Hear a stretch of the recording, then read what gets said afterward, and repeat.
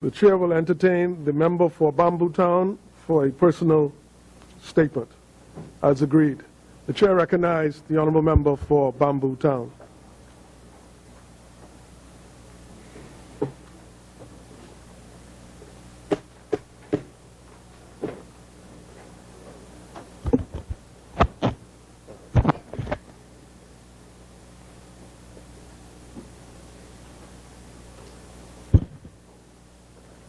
I arise today giving thanks to God Almighty, from whom all blessings flow. For in Him we live, move, and have our being.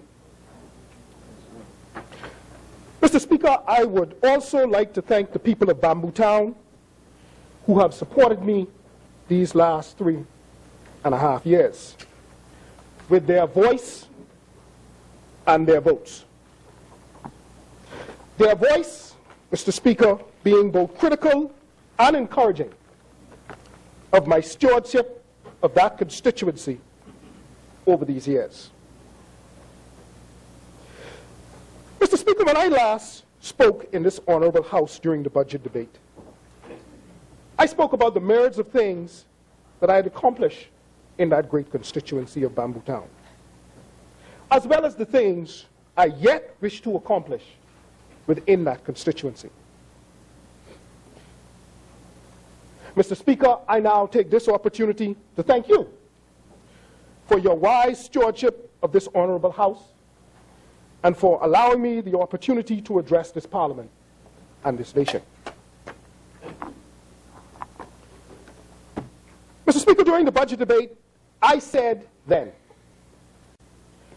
that my fate, F-A-T-E, would not be determined by men, but my fate, F-A-T-E, will be determined by God, in whom I put my faith, my F-A-I-T-H. Whatever that faith may be. In that vein, Mr. Speaker, I do believe that I arrived in this honorable House not by happenstance. I firmly believe, as Benjamin Franklin inferred, and as our honorable chaplain said in the prayer this morning,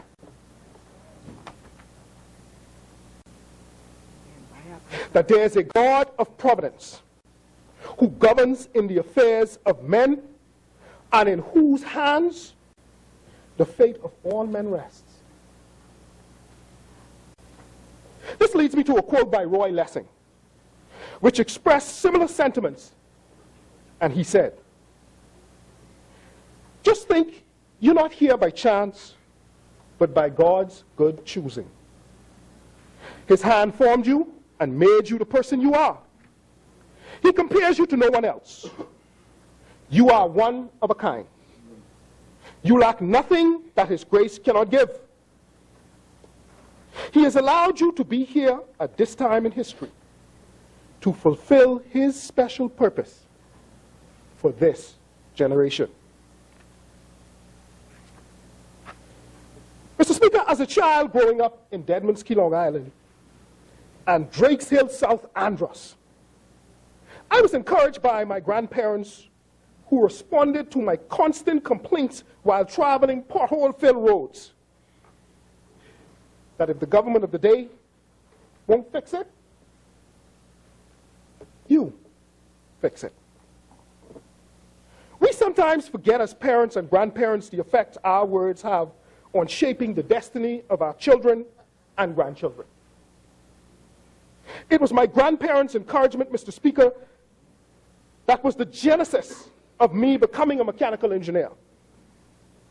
Engineering, as you would know, Mr. Speaker, is the foundational profession that creates products and machines that allow every profession to be able to function and to fix the problems of humanity. To fix it. Mr. Speaker, I came to this House believing in a philosophy of empowerment. Economic, social, and political empowerment. I believe in the Bahamian people and in them owning every aspect of this economy from tourism to banking and all points in between. I believe in greater economic empowerment to facilitate greater socio-economic mobility. And I believe in government being responsive to the express will of the electorate. Mr. Speaker, Can you turn in there for that? leadership to me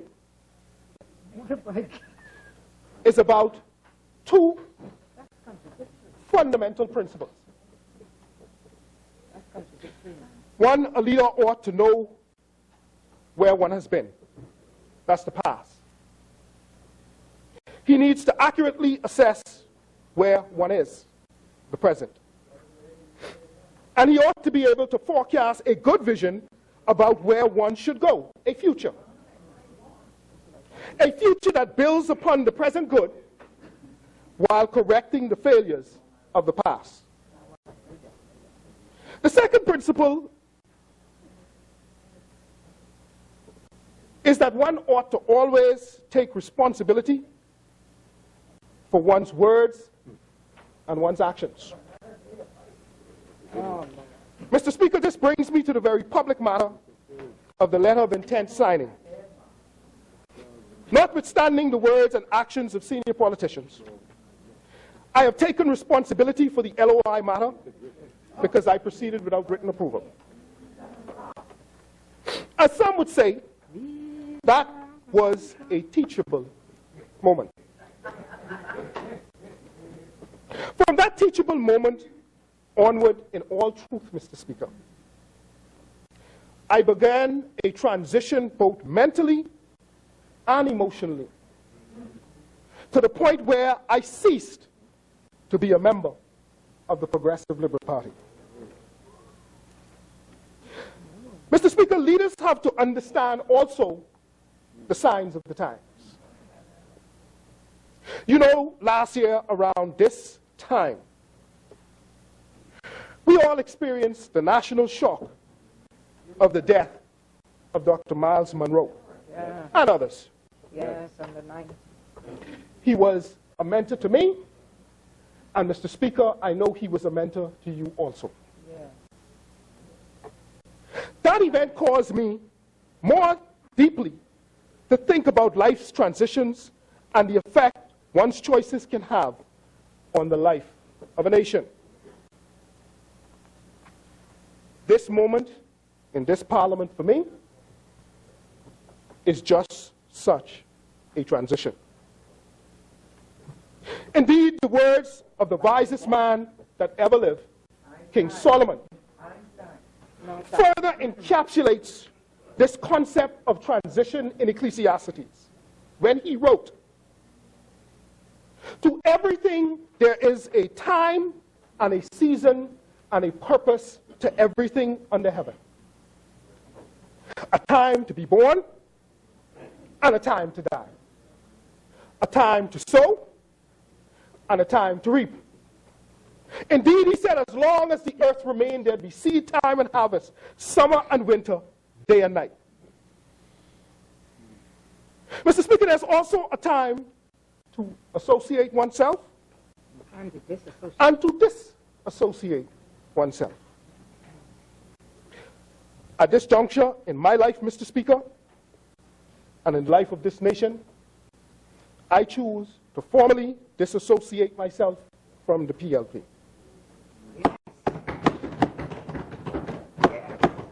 I now choose to associate myself with the alternative government and all those who seek new leadership and a better, brighter, booming Bahamas. Oh, boy.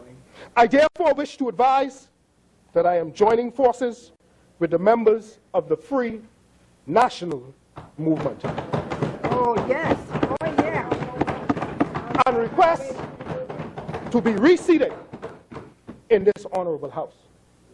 Go Thank down you. there close like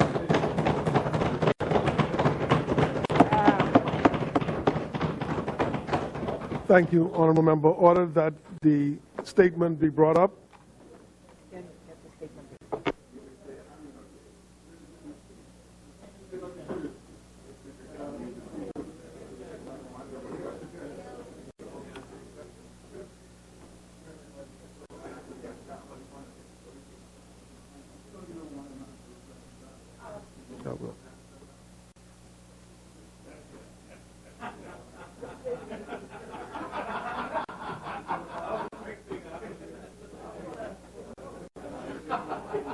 Members.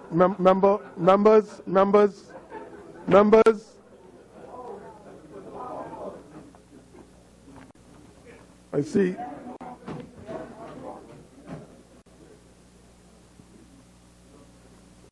Ordered that the statement do lie on the table. I see the member has taken upon himself to relocate before being urged by the Speaker. I see that there's much latitude in here today. So it's fine. Obviously, the member has made a decision, and the member has taken his new position. Thank you, honorable member.